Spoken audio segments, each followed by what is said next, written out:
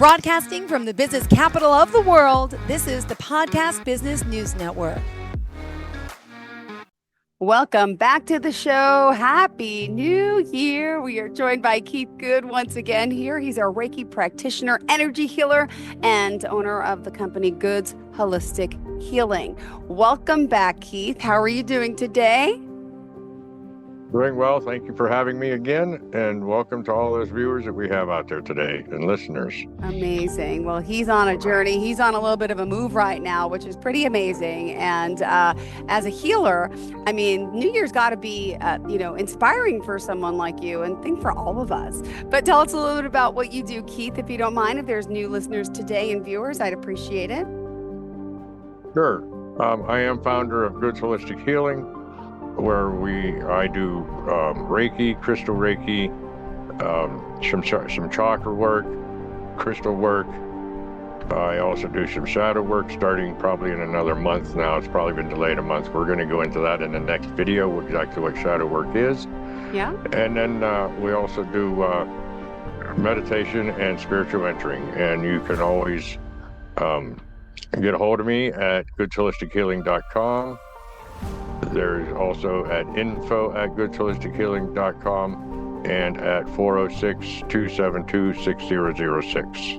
Perfect. Well, we're excited that you're back. Tell us what's in store for us. You know, it is a new year. As an energy healer, how do things feel to you right now in the world?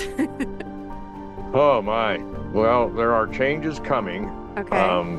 The day before, on the 30th of December, the day before the New Year's Eve, everybody was out doing New Year's Eve stuff.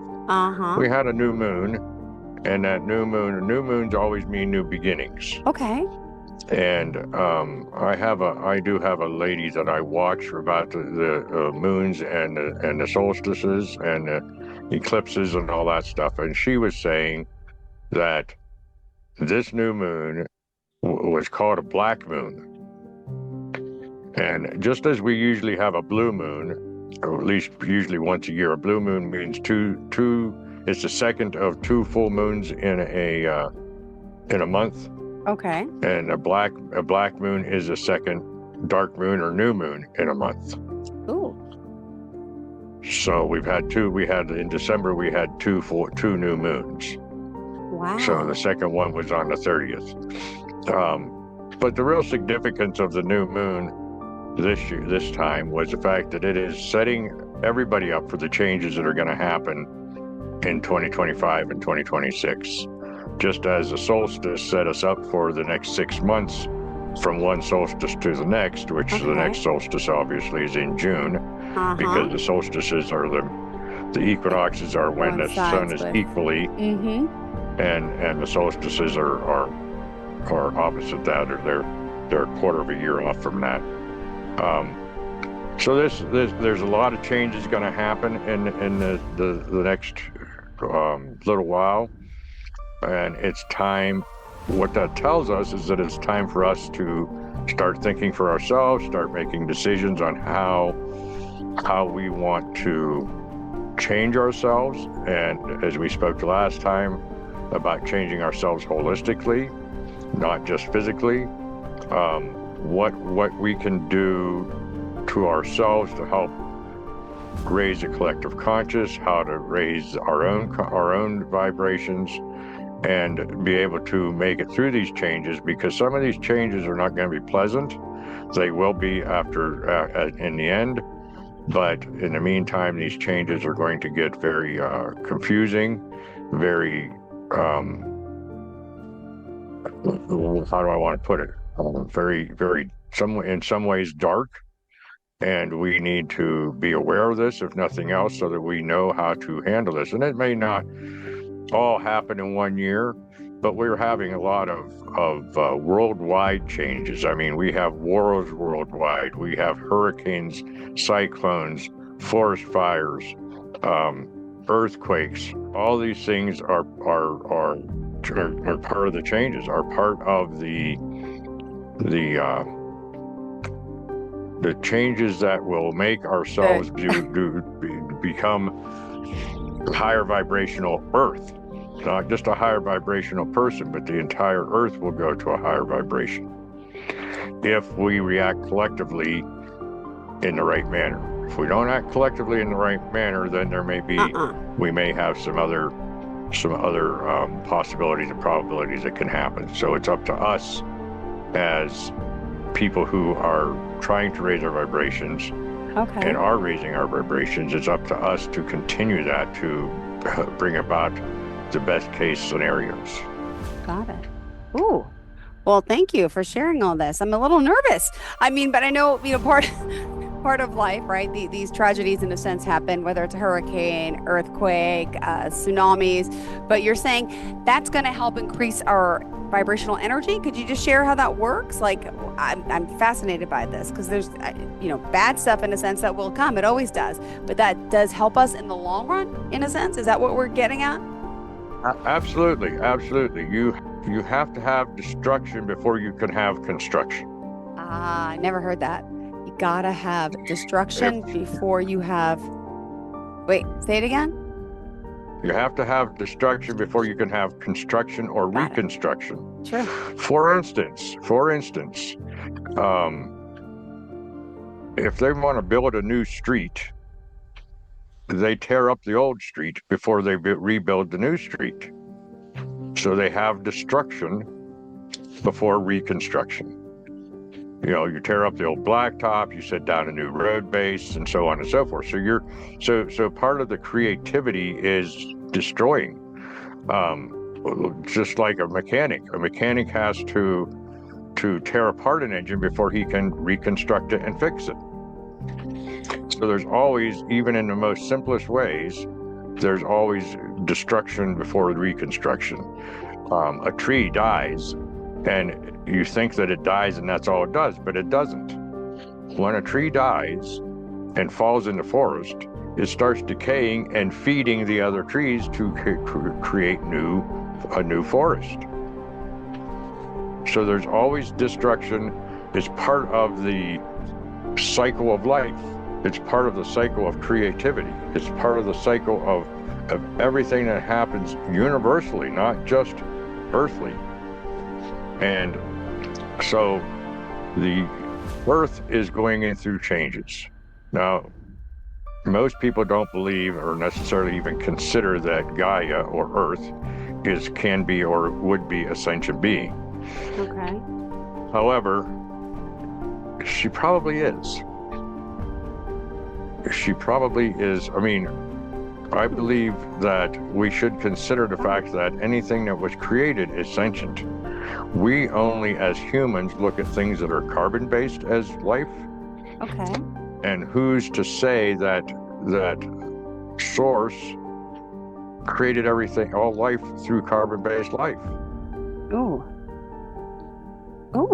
So it's as we said, or I believe we said it in the last video, or one of the past videos, is that when you change your diet, you're changing it because you're changing your vibration when it's sustained.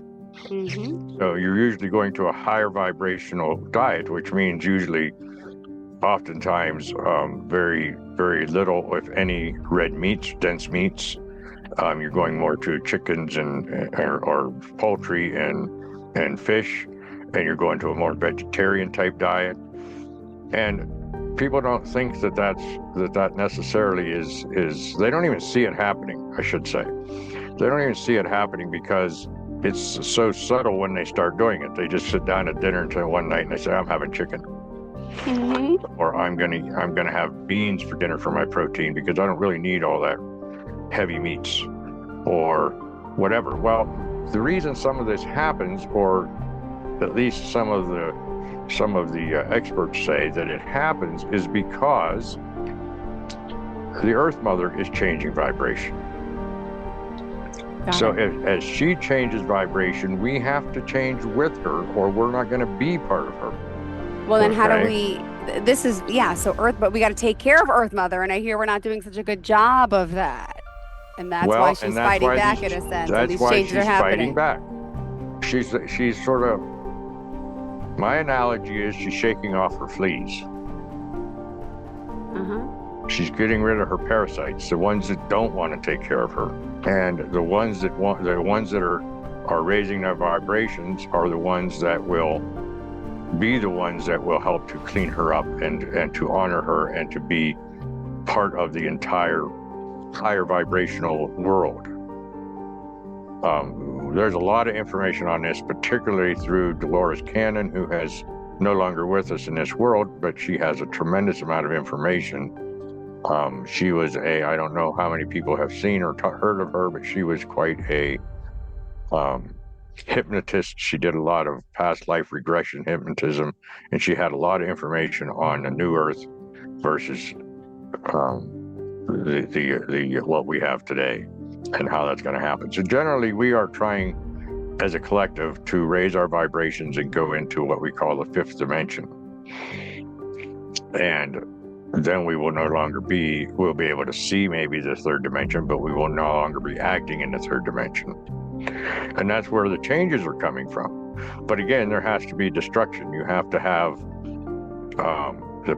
some of the powers that be who are going to fight against that, whether that be corporates or political or whatever. You're going to have some pushback toward that. And part of that is also the destruction through natural disasters.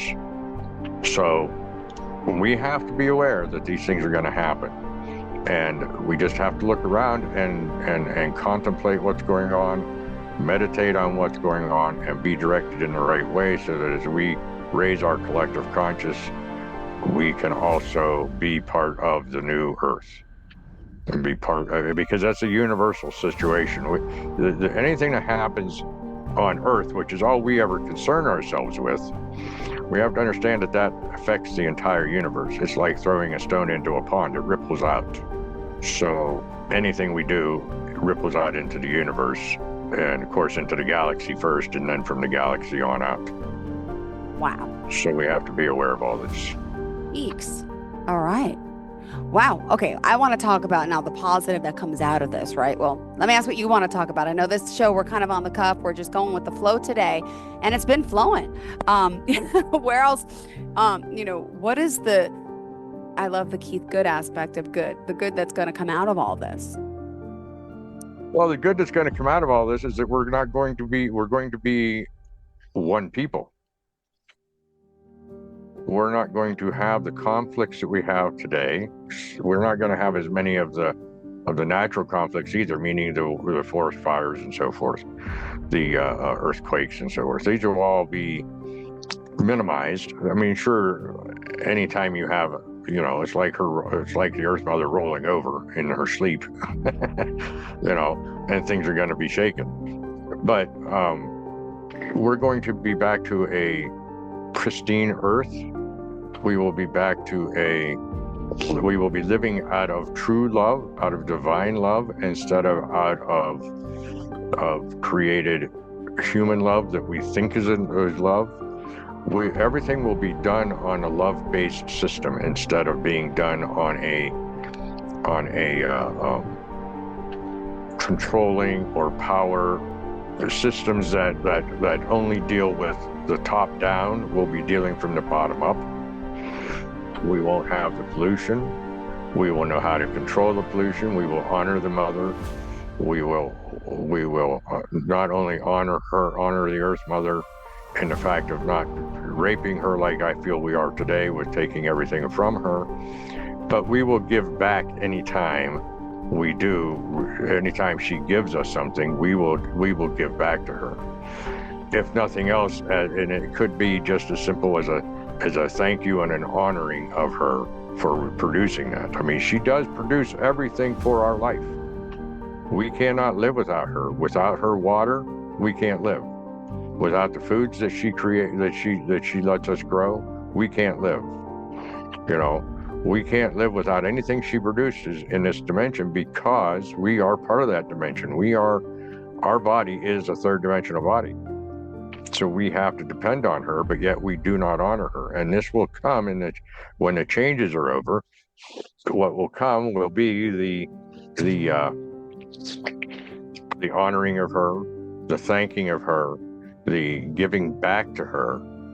These things will come as we move forward, and our water will be clean. We won't have the pollution that we have today. We have all this technology, but we have the technology to clean the oceans up today, but we aren't using it because I don't really know why we're not using it. I don't know why. We're just not using it. We have the capabilities of healing more than what we heal medically. Again, I don't know why we don't use it. It's not in my area of business to know why we don't use these things. I just know that the things are available that are not being used. We don't need to have all the power lines around that we have. We don't need to have all these different things because there's other ways of producing these things that is more sustainable and is more good for the environment, and we can be using those things, and that will all happen in the end. However, we do have to raise our vibrations, and we have to be part of that in order to do that. So that's the good that I feel is going to come out of it. And we have to understand through all of this that, I don't know how I want to put this, our spirit never dies. We've discussed that before. Our spirit never dies. So it's those of us who have already gone on to the spirit world and are no longer in the physical can and will be helping us from spirit to get through this. They will be helping to guide us. They will be helping to give us some intuitive thinking on what to do next. They will be helping us to create the destruction, not that we're going to create the destruction, but to deal with the destruction in a manner that we can reconstruct in the right way. So we're not the only ones in this. That's why I say it's universal. It's going to be the entire universe helping us go through this. So we need not fear what's going to happen. We need to trust source that what's going to happen is the right thing to happen, and we will be part of it. Well, I appreciate you being here helping so many, and with the work you're doing, how can you help us? I mean, energetically, spiritually, emotionally, your role as an energy healer, someone is going through something, they come to you, and could you share a little bit about some of your services? Sure. The Reiki that I do helps to start, the initial Reikis help to start moving subtle energies. So that helps you right there it helps your body to start understanding that you have energies that are being blocked or suppressed inside your body. And that in and of itself will help you to raise your vibration. When you couple that with some meditations, and of course crystals can be involved with that, with the crystal Reiki, and crystals just help you to bring in other vibrations as well and match the vibrations of those crystals, which are already a higher vibration than we are. And when you couple that with meditation and spiritual mentoring, trying to find out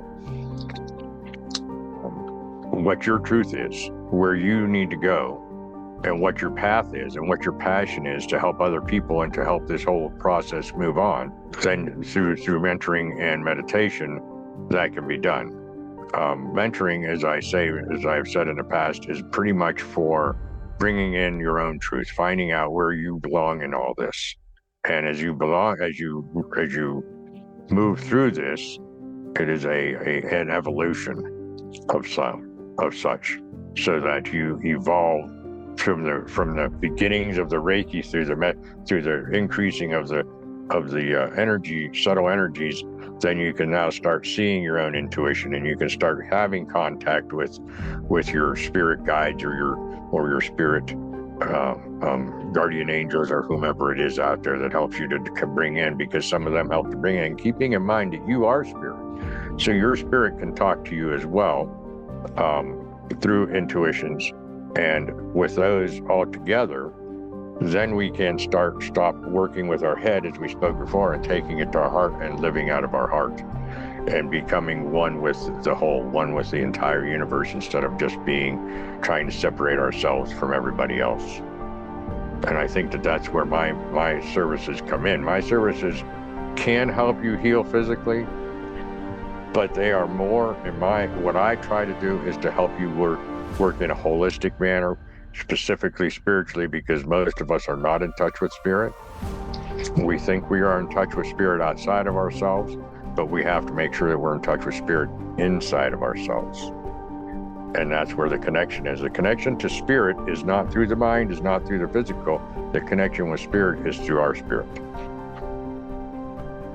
Well, in our last few minutes here, we still have 5 more minutes left here. Keith, what else do you want people to know about you, this energy, the new year? And can I just mention something randomly? I'm not sure if it'll resonate with you at all, but as a child, I always heard stories in my family of, I don't know your beliefs on this, but my uncle, this is my dad's brother, who was abducted by an alien. And we heard about it, we laughed about it, we didn't talk about it. And then all of a sudden this special came out on Netflix and I saw my uncle in a clip, and he wasn't supposed to be. He signed off years ago, but this guy, Bud Hopkins, died. And so his footage came out and he really was abducted. And finally on Thanksgiving, we sat down, he told me the whole story. And he says he's like, it happened. I witnessed other people witnessed me. It was the big Manhattan Bridge alien abduction in the 1980s. And so the one thing that no one's talking about is like what we're doing to our Mother Earth. He's like, they wanted to tell us that what we're doing is so bad. We're hurting ourselves, hurting each other with guns, with violence. He's like, they were here in good spirit. They were here to teach good. They're not here to harm us. But the overall message is about what we're doing to our surroundings and how we should, better our lives and take care of the earth and the people and the things around us. That's one thing they're not happy with. I don't know if you believe in anything like this, but I do. And it's just a nice message to hear it. Like you were kind of saying the same thing about, this whole Mother Earth thing has a connection and it knows if we're harming and if we're doing wrong, we're doing good. But I just thought I'd bring that up. Do you believe in that at all, Keith? True, actually, and I think we ought to go into maybe in the next episode. We ought to go into that in much more detail. Okay. But I will say this much about it right up front: the aliens, or as we call them, I like to call them star people, because they're really people. We just don't. We call them aliens because we don't know what else to call them. But 95% of them are benevolent. There's always those few that are malevolent. Just as there is on Earth. We still have our criminals on Earth, even though 95% of the people on Earth are good, we do have the bad. And that's the same way in with the star peoples. But the star peoples are so much far advanced. First of all, if they wanted us to be gone, we'd be gone. They have come into Great Falls, Montana, and other places around the United States that I'm aware of, and have actually disabled our nuclear weapons. Wow. I've been watching the Skinwalker Ranch thing now. My son, who's 9, got me into. I just learned about this place in Utah, and I'm like, what? I knew nothing, but now I'm so curious, and things are opening up, and I'm reading and looking and watching. Yeah, they've been around for many, probably millennia. If you follow it far enough back, you will see that there are actually drawings in Egypt and so forth where they show that there have been spaceships actually carved into stone right around their on their hieroglyphs and pictographs and so forth. There's much more to this because there's so much going on in the universe that we are unaware of, and for us to believe that this entire universe was created just for us is just seems so unusually ignorant to me. And I hate to use that word, but I remember saying as a kid, long before I even knew about aliens, I remember saying as a child, you can't tell me that there isn't another planet the exact same distance from another sun that's the exact same size as our sun that there's not somebody living on. Yeah. And I said that as a child because I didn't know any different that we might be able to be. Who knows? Some of these could be breathing gases. Yeah. Instead of oxygen, they could be breathing hydrogen, or they could be breathing what we consider poison. Yeah. But to them, it's good. There are things out there that say that there are planets that actually are all water, and they house all amphibian type peoples. So there's all kinds of things that can go along with this, and I would entertain talking about that on the next Beautiful. episode, because I think it can be a very informative conversation Right. with people. Well, thank you. Thank you when we bring it up, because some people might say, oh, that's a non-existent fact. Thank you. I knew you were a believer. You have that energy and faith about you and spirit. So I'm glad I was able to bring that up. And yeah, I would love to talk more about that too, because it's fascinating to me. And it sends such a bigger message to all of us. So thank you for that, Keith. Keith, how do we contact you, darling? What's the website? What's the phone number? Okay, goodsholistichealing.com. info@goodsholistichealing.com is the email, and phone number 406-272-6006. And do want to wish everybody a happy new year, and we'll see you on the next one. Sounds good. Thank you so much. Happy, healthy New Year to you, and thank you for talking about this today. Let's start this new year off right. And yes, bad will happen, but it's for the greater cause in a sense. I want to hear more about this. All right, Keith, thank you so much. Sorry, we got to go. Have a fantastic day. Bye-bye.